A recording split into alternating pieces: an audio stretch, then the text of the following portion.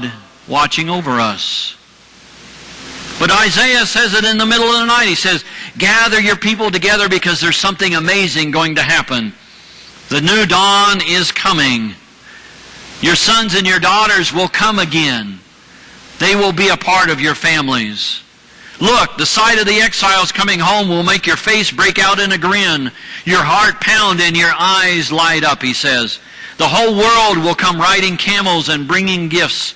People will march in from the south and sail in from the west. They will bring gold and frankincense, and they will bow down and worship God's light. Isaiah saw it. He saw it in his vision, in his dream. He saw the light coming. Rise and shine, he said. But the world was still in darkness, still is, with ignorance, hatred, death. We know that during this new year that children are going to starve, terrorists are going to strike, and armies are going to retaliate against the innocent. Hard workers are going to lose their jobs, sick people are going to die, and drunk drivers are going to commit murder. We know it's going to happen. That's the world we live in. Preschoolers will be abused, women will be molested, and older adults will be mistreated. Wealthy people will find it hard to share the gifts that they have or what God has given to them. Lonely people will find it hard to find friends, and lost people won't be able to find their way home.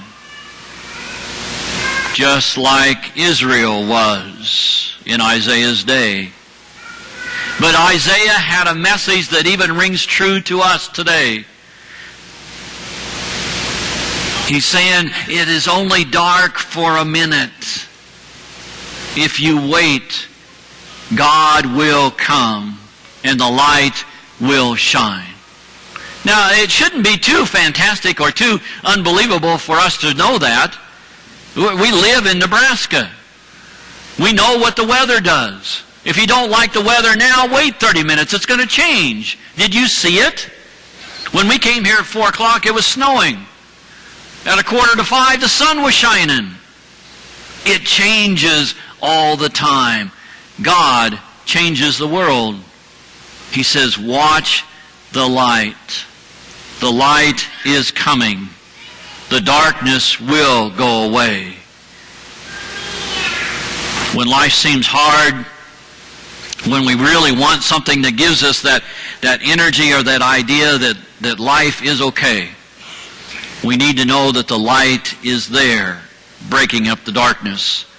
That light does shine on, and the only way that it's going to shine into the world and break across the darkness and break apart the darkness that there is around us is if we shine that same light. That light has to shine through us, and we have to be the light that people see. People need to know that there is a light at the end of the tunnel, that there's a light in that darkness that beckons them. That they know that in their darkest places there's still a light that they can reach out to. And that is the light of God.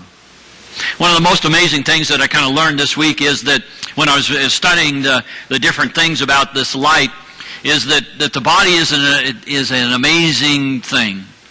Did you know that in the total darkness, if there is total darkness here, and if there is nothing obstructing our view, we can actually see with our eyes a candle that is lit more than 2 blocks away. If there is absolute darkness, and that's the only light, we can see that light as if it was right in front of us. And I think I possibly could.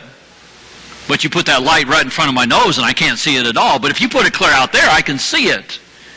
But that light is the light that God shows to us. It's not far away that we can't reach up and grab it, because it is the light of God that is there beckoning us to come.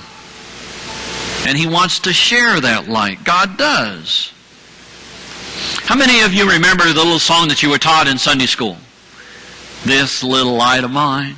I'm not going to sing it. You can sing it. This little light of mine, I'm going to let it shine. Put it under a bushel basket? No. Okay? This little light of mine.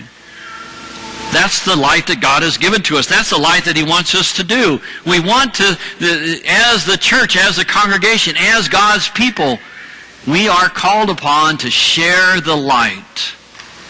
It's the same light that brought the Magi long distances to see this newborn child that was to be the king of Israel. It was the same light that Isaiah says is out there for you if only you will watch for it. Do you hear the words? It is out there for us even today. This little light of mine, this child of light whose birthday we just celebrated, will change the world.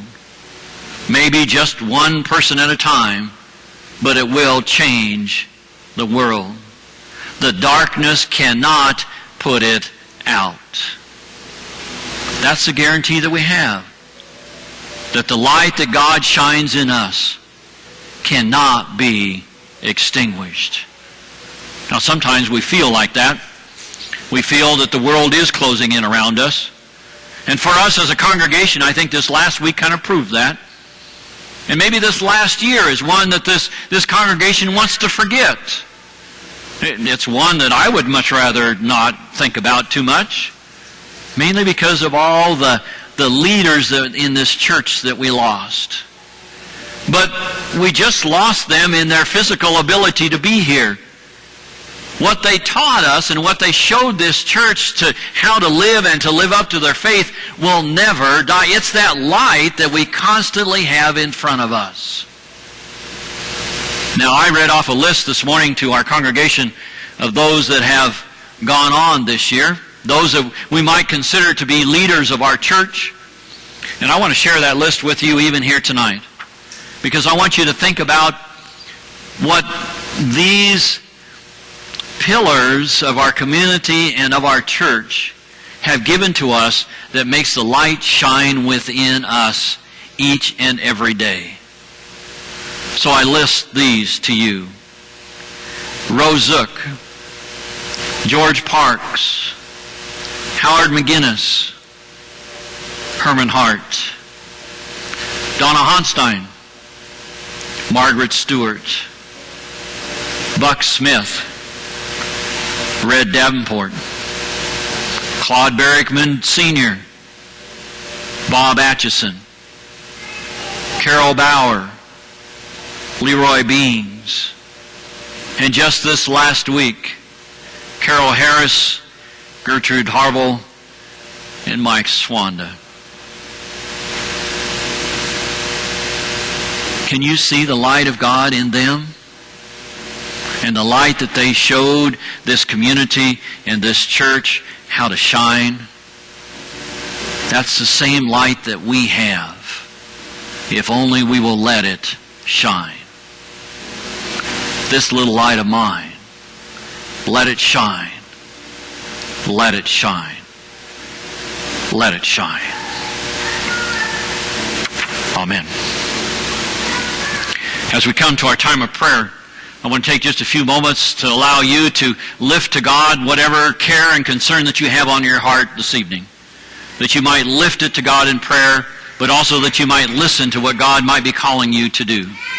Or maybe it just needs to be the strength to go and break apart and show your light in the world so that the darkness is broken up. So let us come before God in prayer.